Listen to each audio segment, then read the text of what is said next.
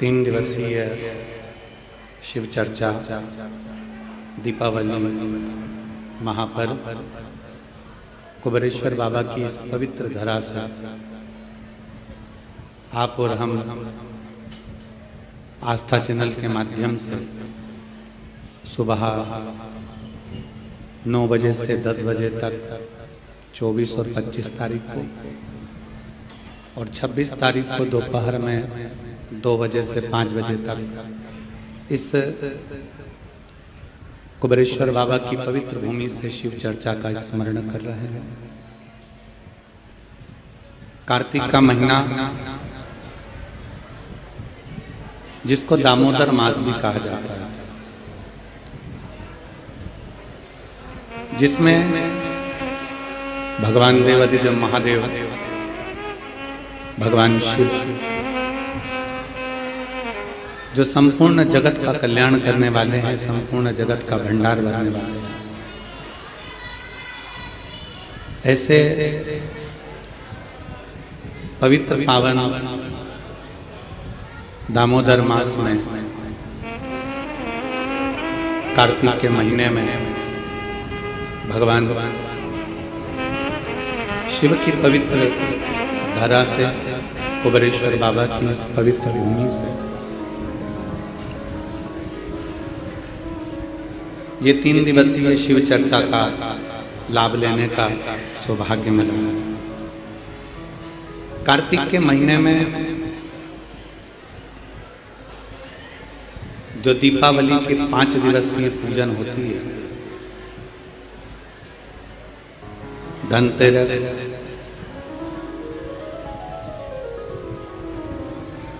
नरक चौदस, रूप चौदस,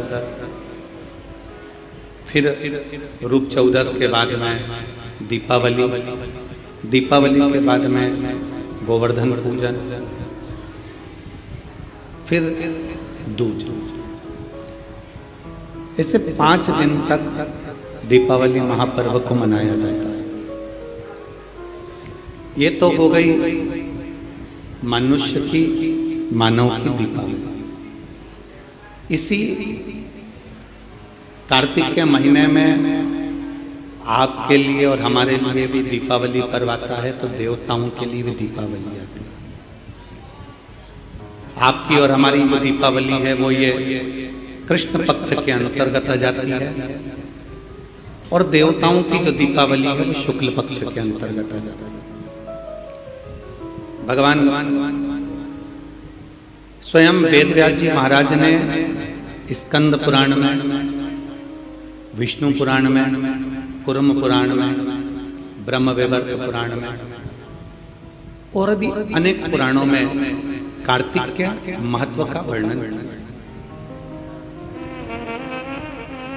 किस कार्तिक की महत्वता क्या है? दामोदर मास की महत्वता क्या है? ऐसा क्या है इस कार्तिक के महीने में, इस दामोदर मास में, जिसके अंतर्गत भगवान शंकर की आराधना करी जाए, कुबेरेश्वर बाबा की आराधना करी जाए, लक्ष्मी की आराधना करी जाए, श्री हरि नारायण की आराधना करी जाए। भगवान नारायण और लक्ष्मी की आराधना कर कर हम सब कुछ प्राप्त कर सकते, क्या नहीं मिल सकता? जरा विचार करिएगा, कार्तिक महत्तम के अंतर्गत कथा आती है। सतभामा जी ने भगवान श्री कृष्ण से पूछ लिया कि मेरा पूर्व जन्म कैसा था और मेरा कौन सा पुण्य ऐसा रहा है, मेरे कौन से पुण्य के कारण यह कल्प वृक्ष मुझे प्राप्त हुआ। ये वृक्ष तो किसी को मिल ही नहीं सकता। जो वृक्ष देवताओं के पास में है, जो वृक्ष देवताओं के पास विराजमान है, देवलोक में विराजमान है, वो कल्प वृक्ष मेरे सतभामा, जो मृत्यु लोक पर द्वापर में मेरा जन्म हुआ है, मेरे को ये कल्प वृक्ष कैसे, मुझे ये कैसे प्राप्त हो? स्कंद पुराण का कार्तिक महत्तम वर्णन करता है। स्कंद पुराण का कि कार्तिक महत्तम की कथा में सतभामा जी भगवान कृष्ण से कहती हैं कि मेरा पुण्य कौन सा है।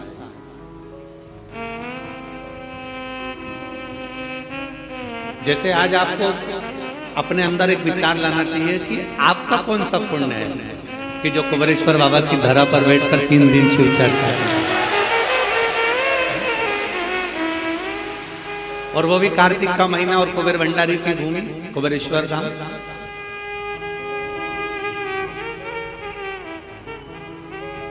अपना पुण्य क्या है? अभी अभी हमारे समीर जी कह रहे थे कि पूजन किससे करा। हमने कहा सल्ला जी आई है महाराष्ट्र से, उनसे करा दो, और मुंबई वाली हमारी सुधा किरण जी आई है, उनसे करा दो, दिल्ली वाली दोनों से करा दो। कोई पुण्य हमारे होंगे। दामोदर मास, कार्तिक मास और कुबेर बाबा की भूमि कुबेरेश्वर धाम, और आप और हमारे सबके पुण्य है जो ये कथा। तो सतभामा जी पूछ रही है कि ऐसा कौन सा पुण्य है हमारा, ऐसा कौन सा पुण्य हमने कर दिया जो पुण्य के बल पर आपने ये सुंदर वृक्ष, कल्प वृक्ष हमें प्राप्त हो गया, आप हमें प्राप्त हो गए। हमारा पुण्य कौन सा था? भगवान कृष्ण मुस्कुराए और मुस्कुराकर कार्तिक के महत्तम का वर्णन कर दिए दामोदर मास का कि सुनो सतभामा जी, तुम्हारे पिता मायापुरी के एक सुंदर आनंद में रहने वाले एक ब्राह्मण परिवार से, जिनका नाम देव शर्मा था, जिनका गोत्र आंत्री था। देव शर्मा नाम के वो ब्राह्मण जिनका आंत्री गोत्र है, कई समय तक उन्होंने शिव पंचायत की पूजन करी। हमने पहले भी कहा कि शिव पंचायत की पूजन का फल बहुत होता है। शिव पंचायत के पूजन का बड़ा आनंद है। आप लोगों के स्मरण में होगा, एक एकादशी होती है वैष्णव एकादशी, एक होती है स्मार्ती एकादशी, अर्थात सबसे। वैष्णव एकादशी का मतलब ये होता है कि आप नारायण को मानने वाले हो, आप केवल एक को मानने वाले हैं, तो ये वैष्णव धर्म के अंतर्गत आ गया। स्मार्त की जो एकादशी होती है उसमें आप नारायण को भी भज रहे हो, उसमें आप सूर्य भगवान को भी भज रहे हो, उसमें आप दुर्गा महारानी को भी भज रहे हो, उसमें आप गणेश जी महाराज को भी भज रहे हो, उसमें आप शंकर भगवान को भी भज रहे हो। तो स्मार्त एकादशी सबके लिए, सबके आनंद। हमारे पुष्टि मार्ग कहता है कि किसी भी रूप में एकादशी का व्रत करो, पर करो। हम तो पहले भी कहे बकरी जैसे चरो पर एकादशी करो, कैसे भी हो पर होना चाहिए। चाहे आप वैष्णव के भाव से करो, चाहे स्मार्त के भाव से करो, पर एकादशी का फल अपने को मिलना चाहिए। अब सतभामा जी ने पूछा कि मेरा पुण्य कौन सा ऐसा प्रबल हो गया जिस पुण्य के बल पर मुझे आप मिल गए, ये सुंदर कल्प वृक्ष मुझे प्राप्त हो गया। कहा आपके पिता एक ब्राह्मण कुल में मायापुरी में रहते थे, देव शर्मा उनका नाम था, और आंत्री उनका गोत्र था। उनकी अवस्था पूजन करते करते उनकी धर्म पत्नी और उनकी अवस्था निकलती चली गई, अधेड़ी अवस्था। बचपन, जवानी और अधेड़ी और बूढ़ा।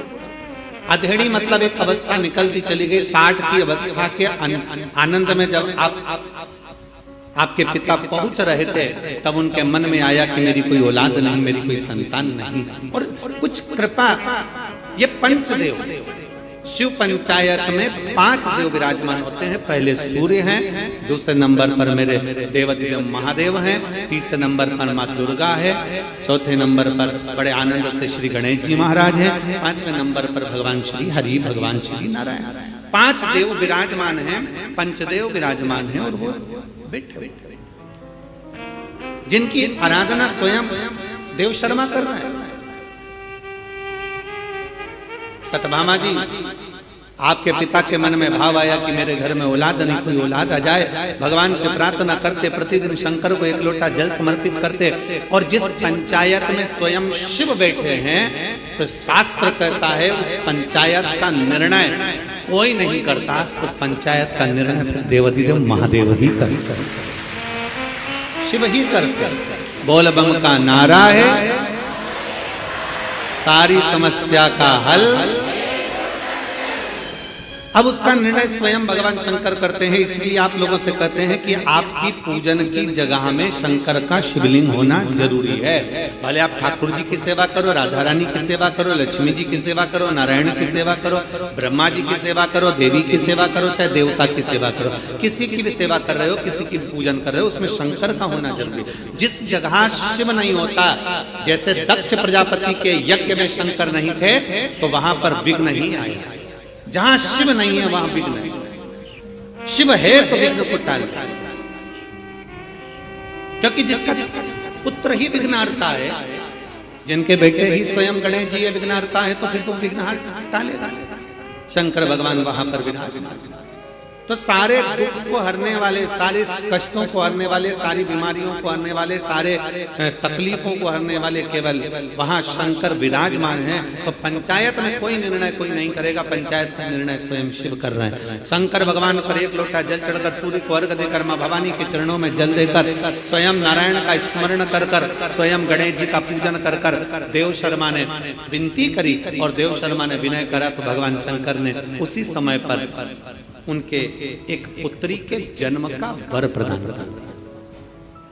अब बेटी का जन्म हुआ जिसका नाम था गुणवती, क्योंकि गुणवान थी वो।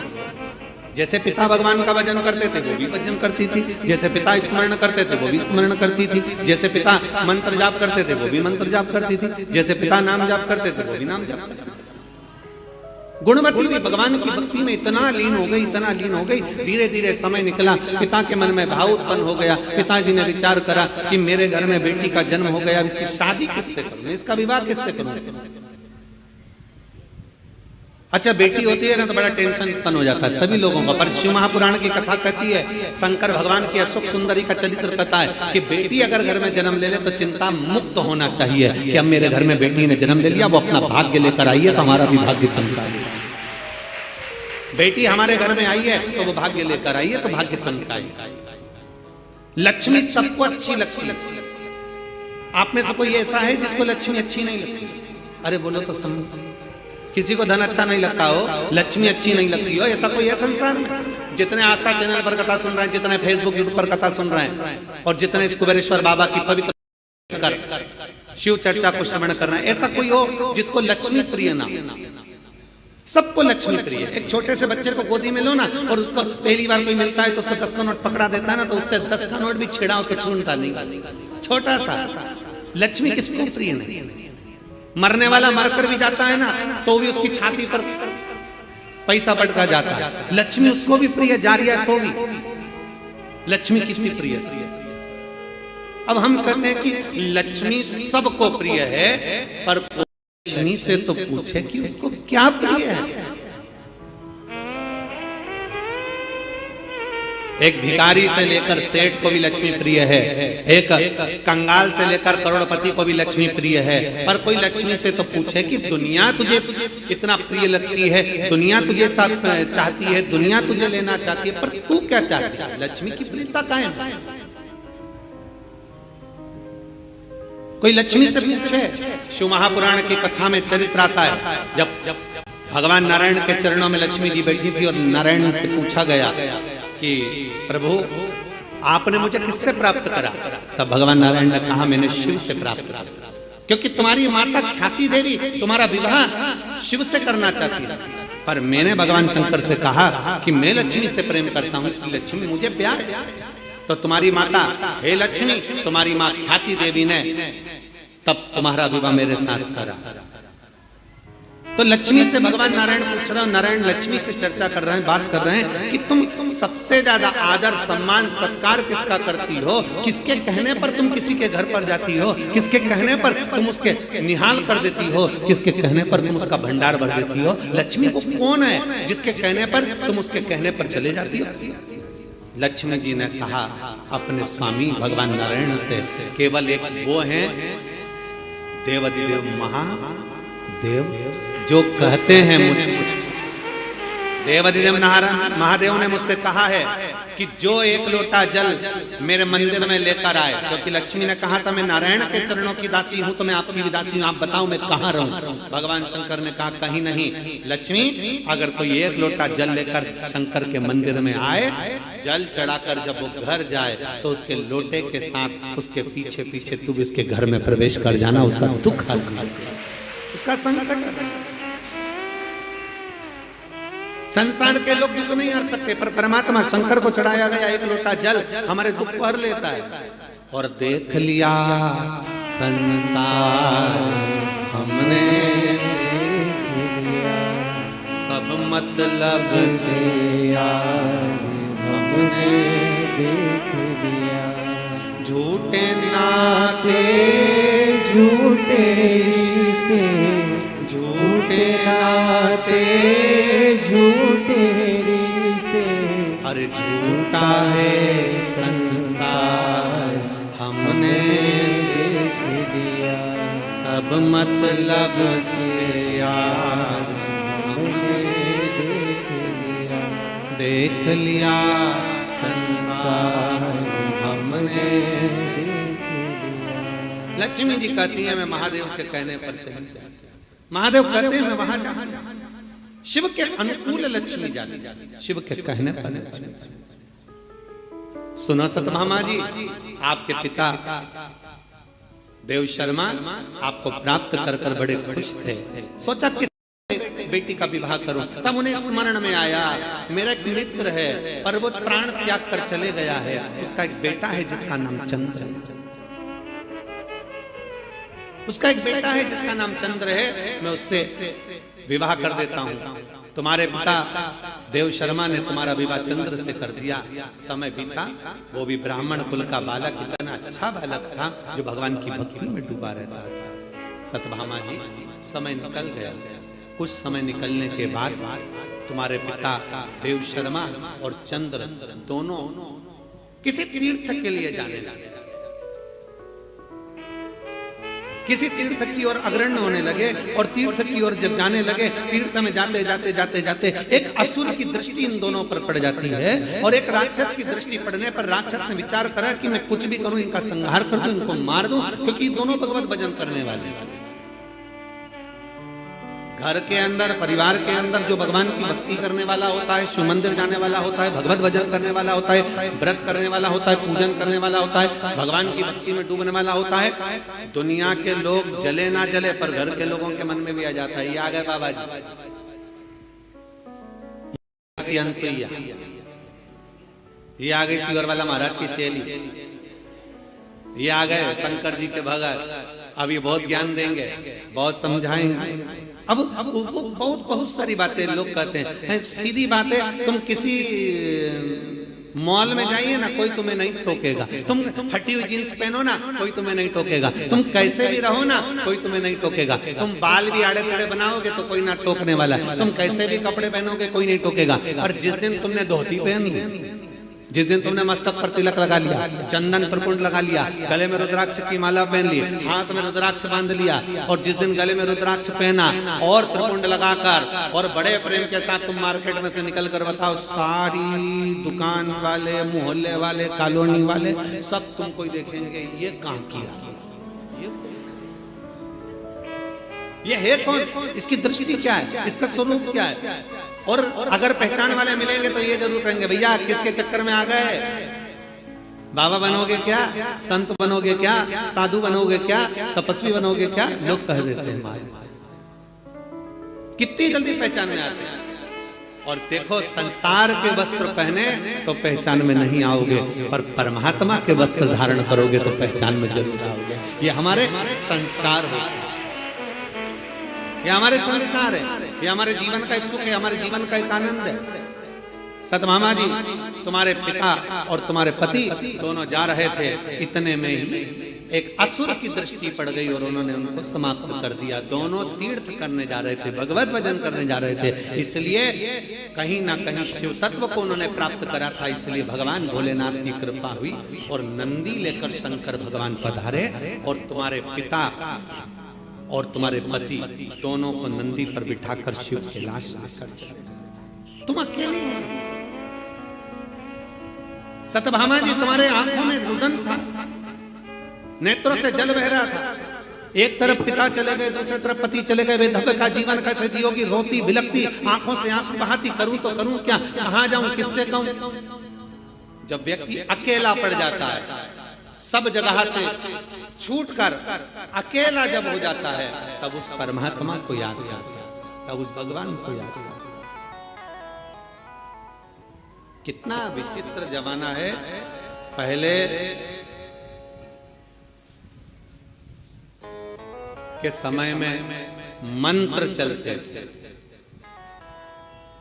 बीच के समय ऐसा आया था जब तंत्र चलते थे।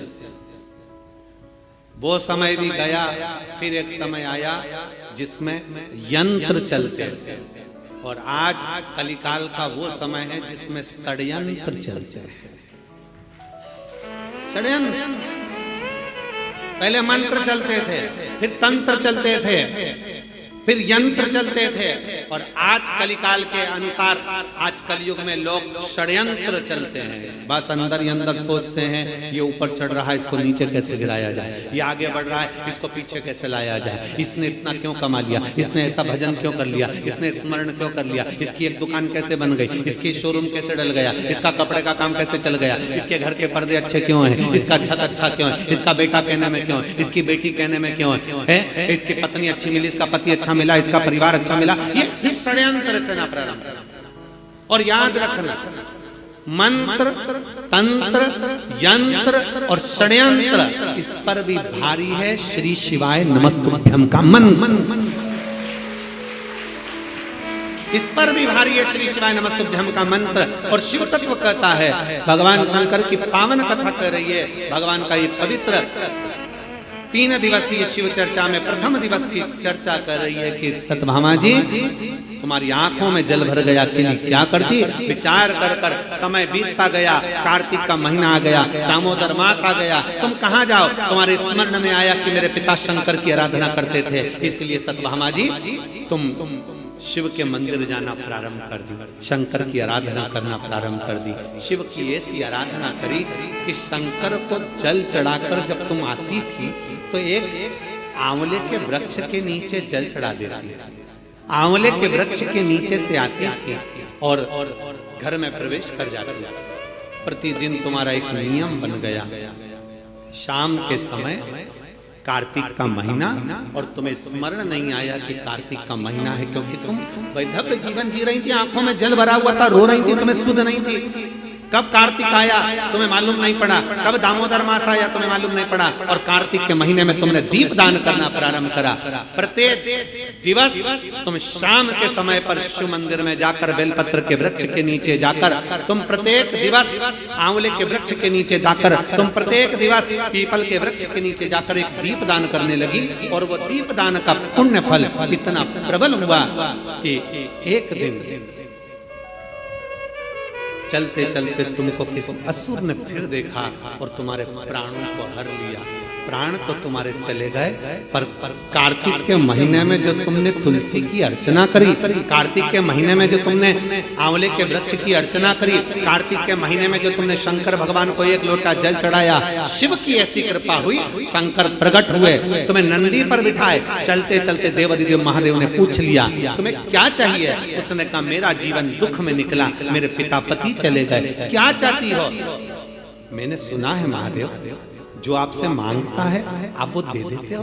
हाँ हाँ बोलो क्या चाहिए। क्या मुझे अगले जन्म में नारायण मिल सकते हैं। शंकर भगवान मुस्कुराकर बोले क्यों नहीं मिल सकते। तुमने कार्तिक महीने में मेरे मंदिर में दीपदान किया है, एक लोटा जल समर्पित किया है, तुमने तुलसा महारानी का पूजन किया है और कार्तिक के आनंद का जीवन जिया है। इसलिए वर देता हूँ अगला जन्म जब तुम्हारा होगा, तुम्हारे लिए ही भगवान स्वयं नारायण द्वापर में कृष्ण अवतार लेकर आएंगे और तुम उनकी अर्धांगिनी सत्यभामा बनोगे।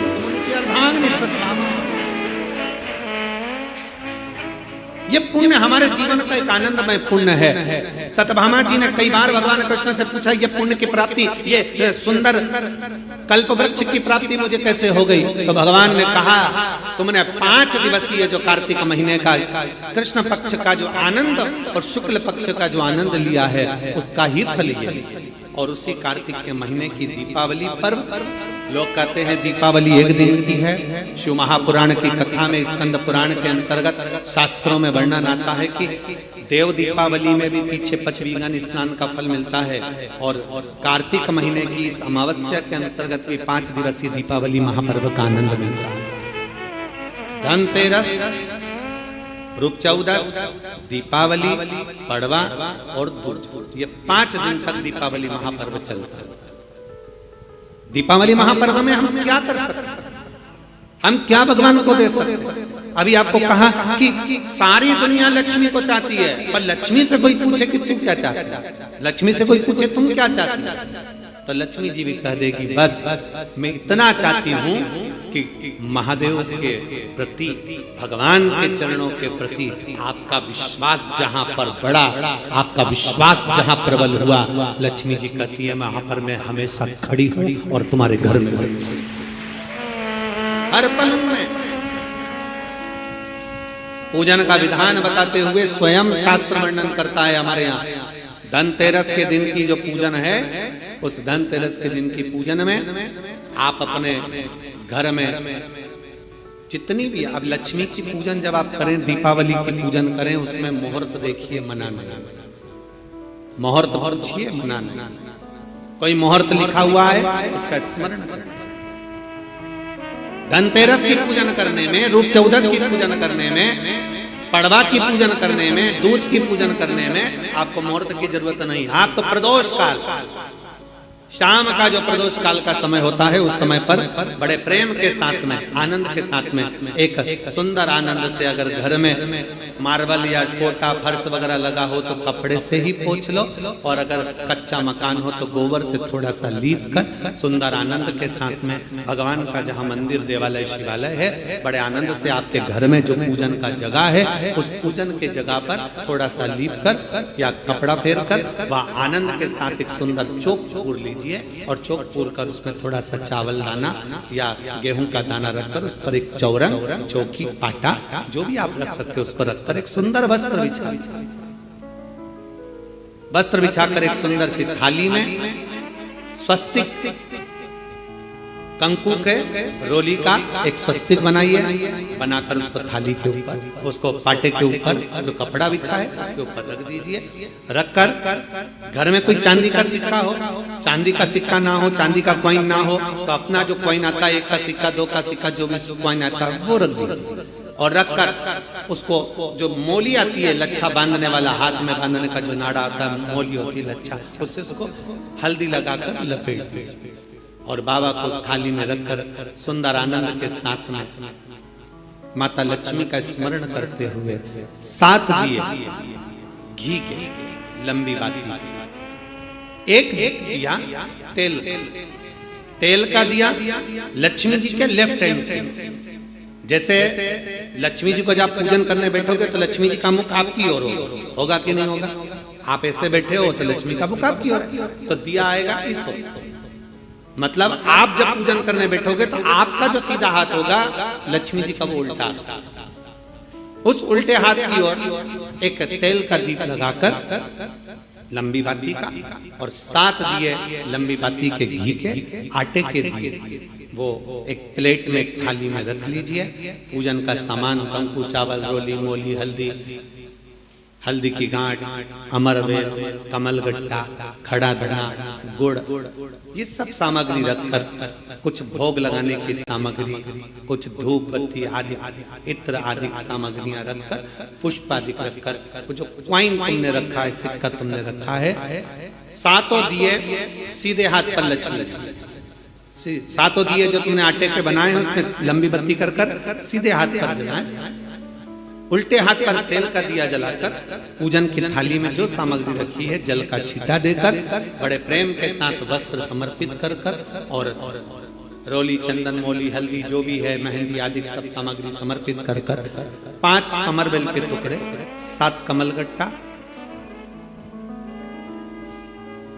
5 अमरबेल के टुकड़े, 7 कमलगट्टा, 5 हल्दी की गठान, ये सब अपने हाथों में लेकर माँ लक्ष्मी से प्रार्थना कर कर, कुबेरेश्वर महादेव से विनती कर कर, शिव की आराधना कर कर, नारायण की आराधना कर कर, दामोदर भगवान की आराधना कर कर, माँ लक्ष्मी की आराधना कर कर, दोनों हाथों से समर्पित कर, कंकु रौली उस सिक्के के ऊपर धीरे धीरे कर कर डाल, हल्दी धीरे धीरे कर कर उस पर डालना, और जो 7 दिए आप भोग लगाने के बाद, प्रसाद रखने के बाद में, फिर जब 7 दिए जो तुमने थाली में लिए हैं, प्लेट ले लिए हैं, उससे माता लक्ष्मी की आरती, कुबेरेश्वर महादेव का स्मरण कर कर आरती करिए। आरती रख दो, पर आरती को लेना नहीं, आरती भगवान की, भगवान को समझ। आरती झोली पसार कर माता लक्ष्मी से प्रार्थना करिए, माँ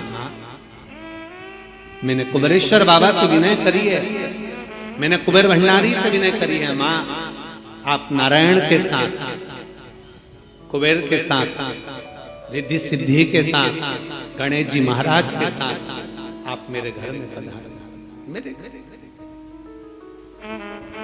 आप आइए, आपका निवास बनाइए, आप रुकिए।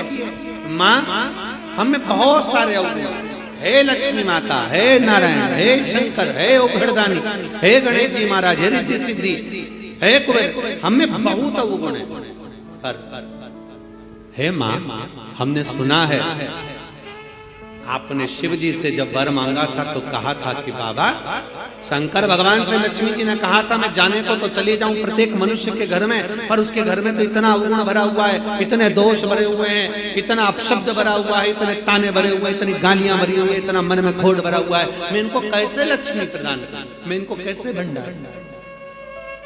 तब माँ आपने तुरंत भगवान शंकर से कहा तो शिव जी ने कहा, लक्ष्मी जब आप शिव की साक्षी में किसी के घर में प्रवेश करो तो अवगुण मत देखना, उसके गुण देखकर प्रवेश कर जाओ।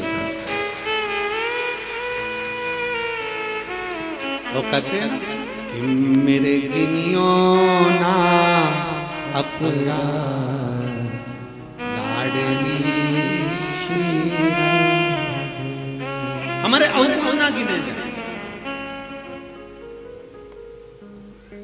अभी कथा में आपको वर्णन किया था, कोई बहुत अच्छा है ना, बहुत अच्छा है ना, उसको ज्यादा घूर के नहीं देखो।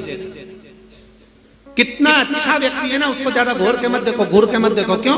ज्यादा उसको घूर कर देखोगी तो उसमें अवगुण निकल जाएगा। तुम कुछ ना कुछ अवगुण निकाल लो कि कुछ ना कुछ दोष निकाल लो। और कोई व्यक्ति बहुत बुरा है ना, बहुत बुरा है, तुम्हें बहुत बुरा लगता है ना, थोड़ा उसको घूर कर देखो, अच्छे से देखो। अच्छे व्यक्ति को घूर कर मत देखो, बुरे व्यक्ति को घूर कर देखो, अच्छे से देखो, तो ये पक्का है उस बुरे व्यक्ति में भी कोई गुण निकल ही जाएगा, ये पक्का है। अच्छा है उसको ना देखिए, ज्यादा घूर कर ना देखिए। अच्छा है, हम ज्यादा देखेंगे ना, बहुत अच्छा होता है। प्रथम में तो जब एक दूसरे से प्रेम होता है, स्नेह होता है, तो कितने अच्छे लगते हैं। रात दिन बात करें, 24 घंटा बात करें, 8 घंटा बात करें, रात को 9 बजे से जो चालू हो तो 2 बजे तक बात करें, और फिर उनकी शादी हो जाए, फिर बात करें, फिर तो खूब लड़ी मर्दानी होता है। फिर जो युद्ध चालू हुआ वो फिर युद्ध चालू। शिव कथा कर रही है, भगवान शंकर की कथा कर रही है। जो जिसमें बहुत गुण है, बहुत अच्छा है, जो उसमें तुम ज्यादा घूर कर मत देखो, उसमें अवगुण निकल जाएगा। बहू पहले कितनी अच्छी लगती है, बहुत बढ़िया, सास कितनी अच्छी लगती है, वो सब अच्छे लगते हैं, फिर धीरे धीरे उसमें अवगुण निकलता जाता है। हमारी सास तो ऐसी है, हमारी बहू तो ऐसी है, अवगुण निकलता जाता है। पहले घूर कर ना देखिए, अच्छा है ना उसको ज्यादा घूर कर नहीं देखो, और बुरा है ना उसको घूर कर देखो, उसमें कुछ ना कुछ गुण जरूर देखो। बुरे व्यक्ति में अच्छाई जरूर होगी, ऐसा हो नहीं सकता कि कोई अच्छाई परमात्मा ना निकाली। शिव कथा कर रही है, सुंदर पवित्र चरित्र कर रहा है, भगवान के पावन चरित्र वर्णन कर रहा है। स्कंद पुराण में कार्तिक महत्तम वर्णन कर रहा है, और बड़े प्रेम से भगवान कह रहे हैं कि इस कार्तिक के महत्तम में, इस कार्तिक के महत्वता में आज आप सबने धनतेरस पूजन की महत्वता को जाना, और ये पूजन 5 दिन तक आप जिस जगह पर पहले दिन पूजन कर रहे हो धनतेरस की, जैसे आपने धनतेरस कुबेरेश्वर धाम की जो धनतेरस है वो 29 तारीख की रहेगी, रूप 14 30 तारीख की रहेगी, दीपावली जम के बोलो 31 तारीख की रहेगी, 31 अक्टूबर, गोवर्धन पूजन 1 तारीख, 1 नवंबर, ऐसे 2 तारीख, ऐसा क्रम सुंदर यहाँ कुबेरेश्वर धाम की धरा पर रहे। तो आप लोग जो पूजन करेंगे 29 तारीख को धनतेरस की प्रदोष काल, कोई समय प्रदोष काल का देखकर बड़े प्रेम से लीप कर चौकी रखकर बड़े आनंद के साथ में कपड़ा बिछाकर उस पर थाली रखकर सुंदर भाव के साथ धनतेरस की पूजन करो और मेरे कुबेरेश्वर महादेव का स्मरण करो कुछ देर बैठकर, क्योंकि लक्ष्मी को भी और कुबेर को भी देने वाला अगर कोई है तो वो देव अधिदेव महा देने वाले। प्रयास करो भगवान शंकर की आराधना में जो सुख है, शिव की भक्ति में जो आनंद है, शंकर की आराधना कर कर शंकर की साक्षी रखकर श्री शिवाय नमस्तुभ्यम। हमने पहले भी कथा में कहा दीपावली के समय पर बाजार में भी जाओ तो दिवाली के समय पर वहां पर मार्केट में भी कहो कि भैया हमको एक स्टिकर चाहिए, काय का स्टिकर, कहना श्री शिवाय नमस्तुभ्यम का चाहिए। क्या करोगे? दरवाजे पर लगाना है। क्यों? क्योंकि हमने सुना है शिव महापुराण की विघ्नेश्वर संहिता में लिखा है कि श्री शिवाय नमस्तुभ्यम बोलने वाले के मुख का मात्र दर्शन कर लो तो हमारे सारे पाप क्षीण हो जाते हैं, हजारों अश्वमेध यज्ञ का फल प्राप्त हो जाता है और हमारे कार्य सफल हो जाते हैं। तो सामने वाला व्यक्ति जब दरवाजा बंद होगा उस पर श्री शिवाय नमस्तुभ्यम लिखा होगा, सामने वाला कोई भी आएगा पढ़ेगा, दरवाजा बजाएगा, जितनी देर खड़ा रहेगा उतनी देर पढ़ेगा श्री शिवाय नमस्तुभ्यम। तुम दरवाजा खोलोगे, उसके मुख का दर्शन करोगे तो भी तुम्हारा कल्याण हो जाएगा। 2 फायदे, हमारा लाभ उसमें है, शिव तत्व की प्राप्ति हो। जब महालक्ष्मी आनंद के साथ में धनतेरस का पूजन करो, कल कथा में अपन रूप 14 की पूजन की महत्वता जानेंगे। फिर उसके आगे तीसरे दिन की कथा है 2 बजे से 5 बजे तक, उसमें अपन दीपावली पूजन को जानेंगे। फिर उसमें अपन एकम की पूजन का जानेंगे, गोवर्धन पूजन के दिन का महत्व की पूजन कैसे करना। फिर उसका वर्णन अपन दूज की पूजन का जानेंगे। ऐसे अपन पूरे 5 दिवसीय पूजन की महत्वता का स्मरण करेंगे। 5 और मैंने तेरे ही भरोसे बाबा तेरे ही भरोसे हवा बिच उड़ती जावांगी बाबा डोर हर तो चढ़ती ना मैं कटी जावांगी भोले मैं तेरी पतंग शंभो मैं तेरी पतंग हवा बिच उड़ती जावांगी बाबा डोर है तो झंडी ना मैं कटी जावांगी।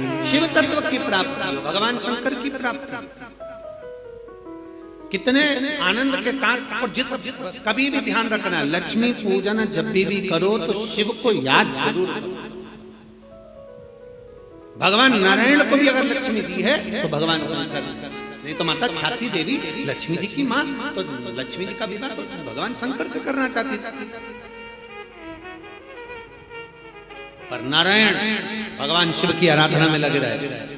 पूछ लिया देवादिदेव महादेव ने, नारायण क्या बात है, अभी मेरी आराधना ज्यादा कर, क्या हो क्या गया? नारायण कहते हैं प्रभु वो ख्याति देवी लक्ष्मी जी की मां, उनका विवाह आपके साथ करना चाहते हैं। आप चिंता क्यों करते हैं? आप क्या चाहते हो बोलो। नारायण ने कहा लक्ष्मी मुझे चाहिए। नारायण लक्ष्मी में आपको दे दो, आप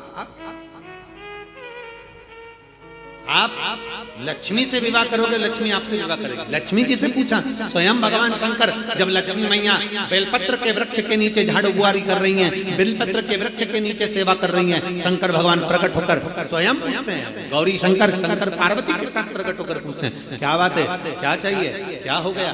अब स्वयं भगवान शंकर ने लक्ष्मी जी से पूछा तुम्हें क्या चाहिए। लक्ष्मी जी कहती है मुझे नारायण के चरण, नारायण के चरण।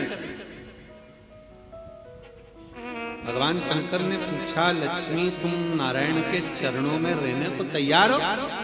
लक्ष्मी जी का शब्द था कि नारायण के चरणों में रहने को तैयार हो।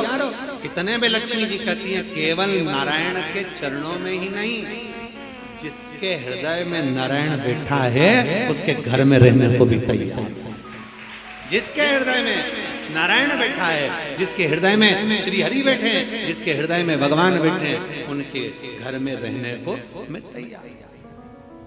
उनके घर, ये कार्तिक का महीना बड़े प्रेम से भगवान की विरल भक्ति धारण करते हुए दीप प्रज्वलित करिए और बड़े आनंद के साथ में 5 दिवसीय कार्तिक के महीने में सुंदर दीपावली महापर्व को मनाएं। हमारे कुबेरेश्वर बाबा की धरा पर भी दीपावली की रात्रि को लोग आते हैं, इस कुबेर भंडारी के दरवाजे पर घी के 11 दिए लगाते हैं।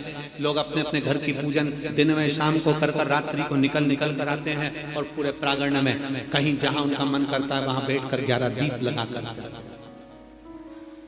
बाबा कुबेर भंडारी के चरणों में झोली पसार कर प्रणाम करते हैं, बाबा भंडार और दूसरे दिन तक बाबा का खजाना लेकर यहाँ से चले जाते हैं। 31 तारीख की रात्रि को लोग आसपास के गांव के शहर के सभी भक्त लोग यहाँ पहुंचते हैं बाबा के 11 दीप लगाने के लिए और सुबह बाबा का खजाना जाकर शिव भक्ति भजन।